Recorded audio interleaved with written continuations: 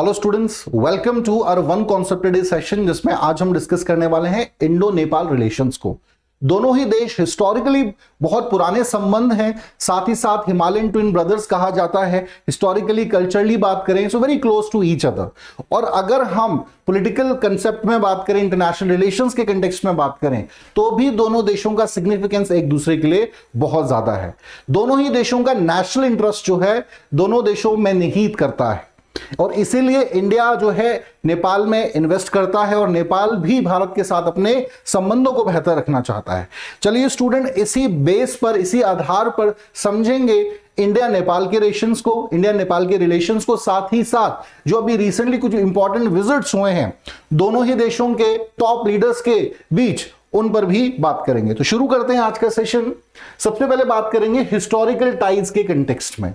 सो historically अगर हम बात करें, चाहे मैं रामायणा पीरियड की बात करूं, ठीक है, यह माना जाता है सीता माता का संबंध जो है वो नेपाल से था। सो रामायणा पीरियड के एविडेंसेस हमारे सामने हैं। महात्मा बुद्ध का, गौतम बुद्ध का जो संबंध था वो भी नेपाल से था।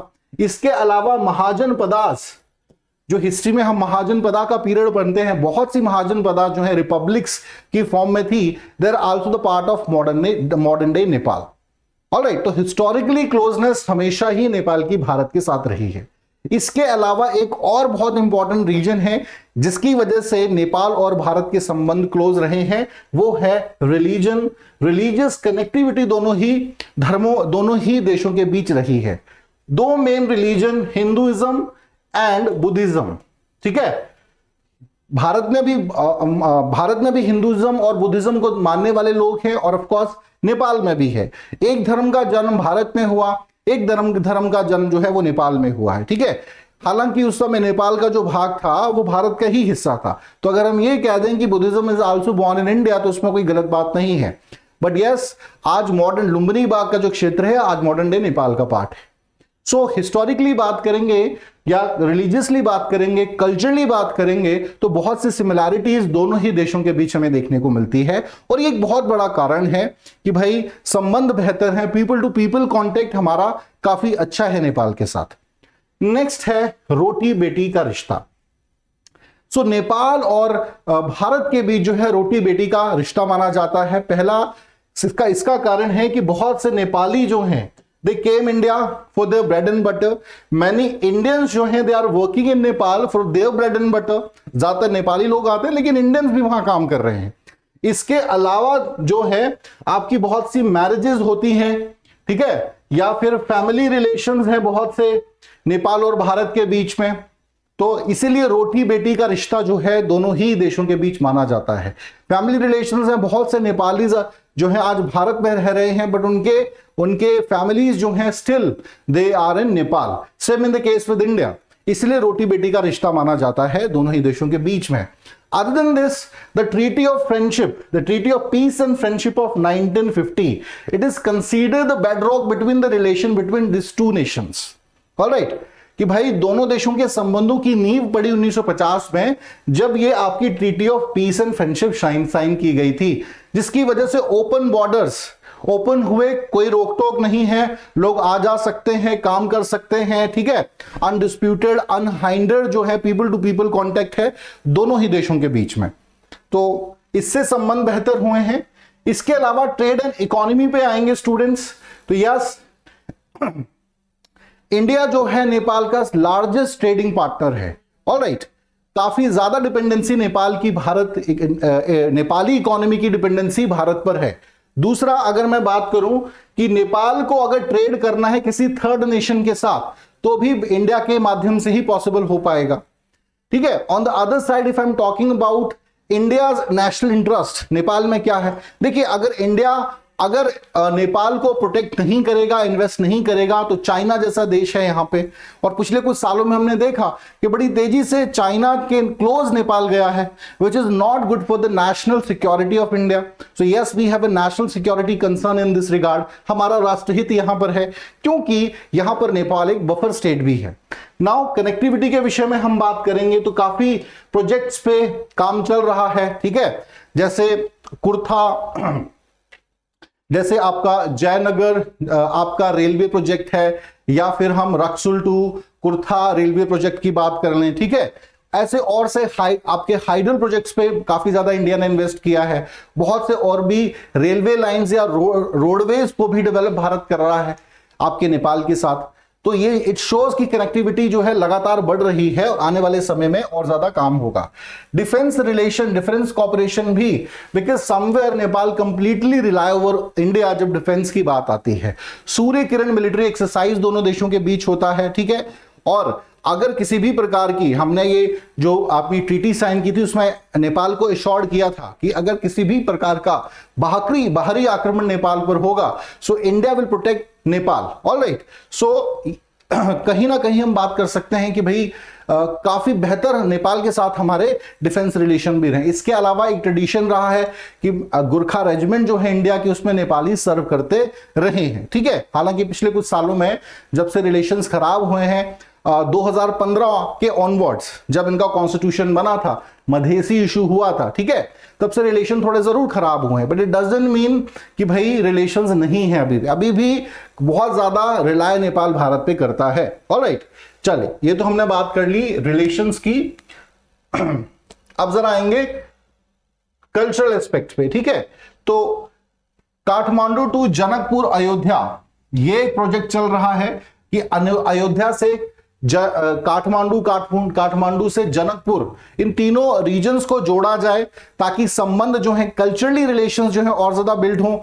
इसके अलावा जो है एक बुद्धिस्ट सर्किट को बिल्ड करने की बात की गई है, जिसमें लुम्बिनी बाग, कुशीनगर से होते हुए बोध गया, पूरे जो भी इंपॉर्टेंट आपकी पिलग्रिम साइट है बुद्धिस्ट से रिलेटेड, वो जोड़ी जाएंगी।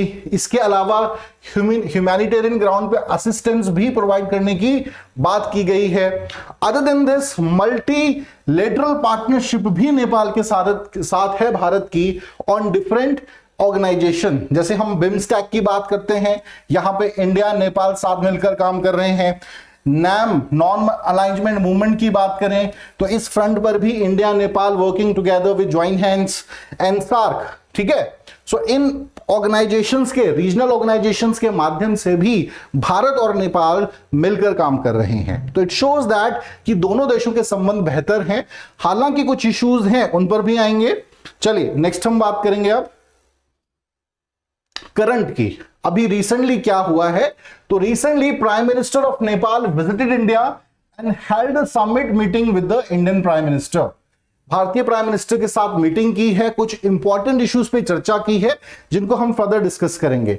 और इससे कुछ समय पहले ही, ठीक है, एक न्यू ब्रिज कनेक्टिविटी पर दोनों ही देश जो हैं सहमत हुए थे, महाकाली रिवर पे, जो कि द्राचुला उत्तराखंड को कनेक्ट करेगा नेपाल के द्राचुला रीजन के साथ। ऑलराइट, तो ये भी इंपॉर्टेंट है स्टूडेंट्स। चलिए अब किन किन इश्यूज पर की वजह से पिछले कुछ 6 महीने में कनेक्टिविटी बढ़ी है उन पे बात करते हैं। और अभी जो recent visit Nepali prime minister का रहा है, किन किन इश्यूज पे उन्होंने डिस्कस किया है, इस पर भी बात करेंगे। तो पहला है, bridge will be help people living in Dharchula and Nepal. यहां पर जो बॉर्डर डिस्प्यूट रहा है उसको भी कम करेगा। एक दोनों ही तरफ के जो लोग हैं उनके बीच कनेक्टिविटी बढ़ेगी, तो कहीं ना एक रिलेशंस बिल्डिंग भी यहां पर होगा, जो कि बहुत ज्यादा इंपॉर्टेंट है अगर टेंशन को कम करना है बॉर्डर्स पे। तो ये ब्रिज का लगातार कम तेजी से बढ़ना चाहिए, ये डिस्कस किया गया।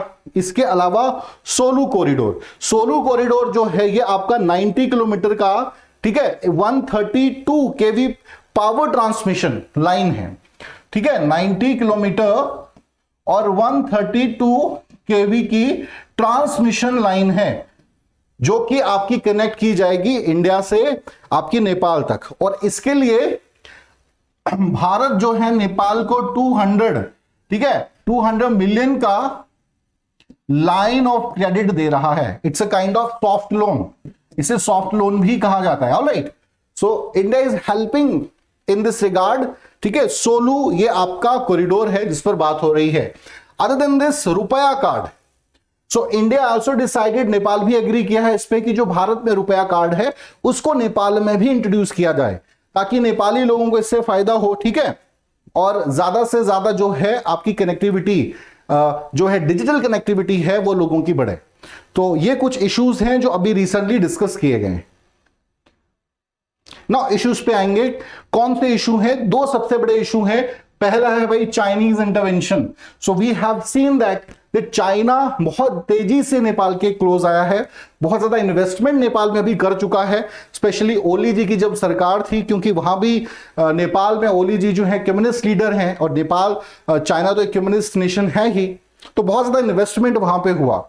इवन इसकी वजह से यहां तक रिलेशंस बेहतर हुए कि चाइनीज लैंग्वेज को भी नेपाल में इंट्रोड्यूस किया गया है, ठीक है, ताकि एक नई जनरेशन जो एक वर्किंग क्लास रहेगी नेपाल की, वो आगे चलकर चाइनीज लैंग्वेज जानती है तो आसानी से चाइना में काम कर पाएगी। Alright, which is not good for India, because हमारा कल्चरली संबंध नेपाल से कहीं ज्यादा है in comparison to China. China को तो कोई इस प्रकार का संबंध है ही नहीं।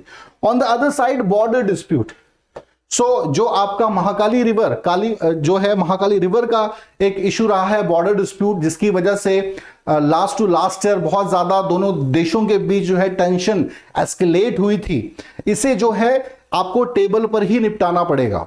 साथ ही साथ इंडिया को एक बहुत बड़ा कारण यह भी है संबंध खराब होने का, बहुत सी आपकी अनाउंसमेंट्स इंडिया ने की हुई हैं बहुत से प्रोजेक्ट्स पर, लेकिन डिले किया है, ठीक है, जबकि चाइना ऐसा नहीं करता। चाइना कहता है कि मैं यहां पर एक हाइड्रो पावर, आपका इलेक्ट्रिसिटी पावर बिल्ड कराऊंगा, उसके लिए जो भी वो इन्वेस्टमेंट है एक टाइमलाइन दे देता है कि भाई 6 महीने में हम कंप्लीट कराएंगे। एक रेलवे ट्रैक बना रहे हैं तो ये कंप्लीट कराएंगे, ठीक है। अगर मैं बात करूं आपके रक्सुल प्रोजेक्ट की या Jaynagar project, Jaynagar to Kurtha project की, रेलवे लाइंस की, तो ये 5 साल 10 साल पहले अनाउंस हुई थी, अभी भी इन पर काम ही चल रहा है।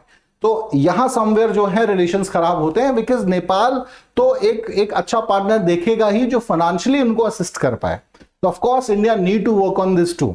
और बॉर्डर डिस्प्यूट्स की बात करें तो इसको टेबल पर ही सुलझाना चाहिए। जितना ज्यादा हम चाइनीज इंटरवेंशन को यहां कम करेंगे, उतना ही national security point of view से देखें तो इंडिया के लिए बेहतर रहेगा। सो आई होप स्टूडेंट अच्छे से आपको इंडिया एंड नेपाल के बीच के संबंधों को आज समझ पाए हों, और जो अभी रिसेंट विजिट्स हुए हैं उनको भी आप अच्छे से समझ पाए हों। चलिए स्टूडेंट्स, आज के लिए इतना ही। Thank you very much.